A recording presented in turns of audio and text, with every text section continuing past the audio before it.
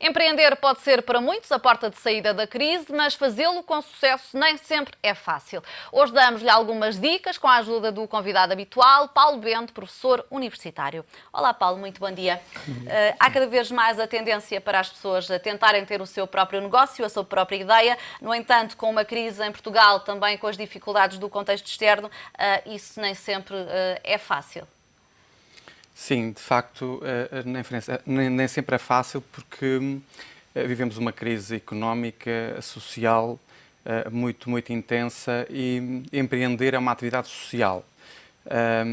E, portanto, o empreendedor, para empreender com sucesso, tem que conseguir articular três dimensões, que é a oportunidade de negócio, os recursos que têm disponíveis, e aqui estamos a falar de recursos humanos, recursos financeiros, e outro tipo de recursos, e também a forma como é que depois ele os organiza, portanto, qual é o tipo de processos e que tipo de organização, e é preciso fazer isto de uma forma articulada para garantir o sucesso. Portanto, não chega a ter uma ideia, não chega a detectar uma oportunidade, também não chega a ter os recursos necessários, é necessário fazê-lo.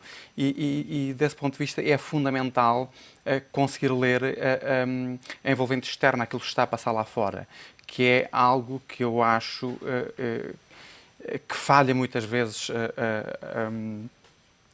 do lado do empreendedor, mas também do empresário e dos políticos em geral.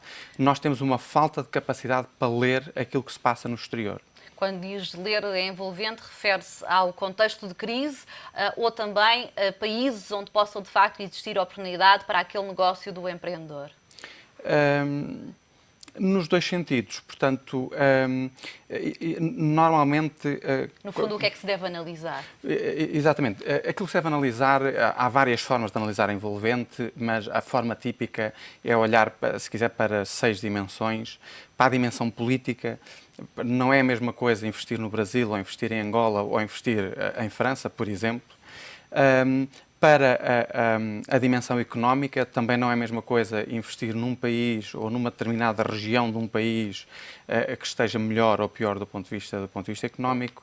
Também do ponto de vista sociocultural, existem mudanças a nível social e até a nível cultural que podem ajudar ou dificultar a detectar uma determinada oportunidade e a explorá-la, que é disso que nós estamos a falar.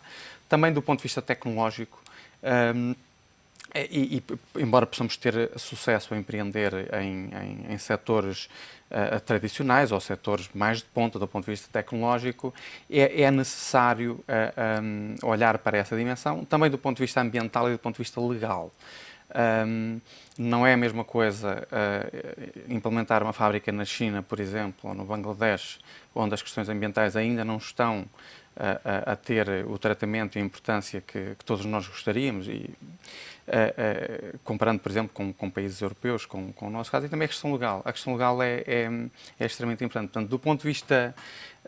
isto é aquilo que habitualmente se faz, mas isto não é suficiente, e principalmente em tempos de crise, em tempos de incerteza, isto não é suficiente. Outro fator, como estava agora a falar, é também, no atual contexto de crise, estar preparado para lidar com a incerteza. Como é que isso se pode antecipar? Nós temos, de facto, muita dificuldade em lidar com a incerteza e fazemos de tudo para tentar minorar essa incerteza, porque temos a ambição de que, se conseguirmos prever o futuro, que o conseguimos controlar. O problema é que nós, o ser humano, temos muita dificuldade em fazê-lo. Eu diria que, em última instância, não é possível fazê-lo. Eu vou dar só alguns exemplos daquilo que aconteceu há muito tempo atrás, mas que certamente está a acontecer hoje.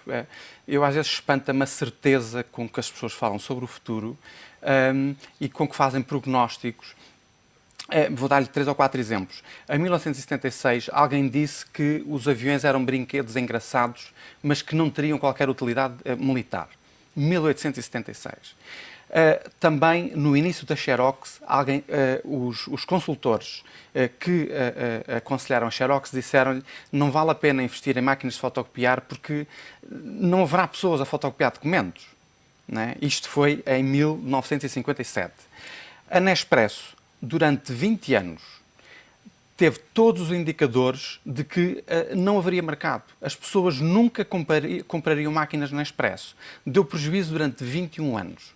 E foi preciso o CEO da Nespresso dizer eu coloco o meu lugar à disposição se até ao final do mandato não conseguir fazer disto um negócio. E como vemos hoje, é um sucesso brutal. Mas o caso mais interessante foi numa conferência sobre inovação, em 2002, foi dito que meter câmaras, máquinas fotográficas nos telemóveis seria um flop. Portanto, ninguém compraria um telemóvel com máquina fotográfica. Isto foi em 2002. Okay, foi há 11 anos e foi se quiser, num evento sobre inovação. Portanto, imagino qual é que não será a capacidade que o cidadão comum e que o empreendedor para antecipar aquilo que de facto vai fazer. Nós temos muita dificuldade em fazê-lo e há muitos dos prognósticos que hoje são feitos, de facto, são parecidos a estes que nós, a estes exemplos que eu dei. Não se deve negar à partida uma ideia inovadora que até poderá ter aceitação no mercado. Não, nós temos... o que acontece com muita frequência é... nós pegamos num conjunto de exemplos e tentamos dizer porque é que eles foram bem-sucedidos.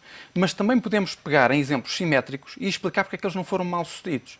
Eu ontem, por exemplo, estive numa conferência onde tinha um empreendedor que está a ter um sucesso brutal no negócio do pão. E quando ele iniciou a empresa, e é uma empresa que cresce mais de 20% ao ano, que foi lançada em 2007. Quando ele criou, ele não sabia absolutamente nada de pão. Portanto, depois tínhamos ao lado um empreendedor na área das tecnologias que sabia imenso do negócio e está a ter igualmente um sucesso brutal. E, portanto, está num setor de ponta. Temos dois empreendedores em setores completamente diferentes, com sucessos muito parecidos. E aquilo que muitas vezes é apontado como, e aliás eu perguntei-lhes isso, como sendo uma vantagem ou uma desvantagem, perceber do negócio em que se meteram, ambos disseram não achamos que isso seja relevante. E, portanto, nós podemos arranjar exemplos, e isto nós fazemos às vezes inconscientemente. Na prática, arranjamos exemplos que nos dão jeito para demonstrarmos aquilo que nós pensamos. Ou seja, a teoria acaba por ser muito diferente da prática, no fundo. Sim, exatamente, exatamente. Paulo Bento, muito obrigada pelos seus esclarecimentos e pelas suas sugestões. Até à próxima semana.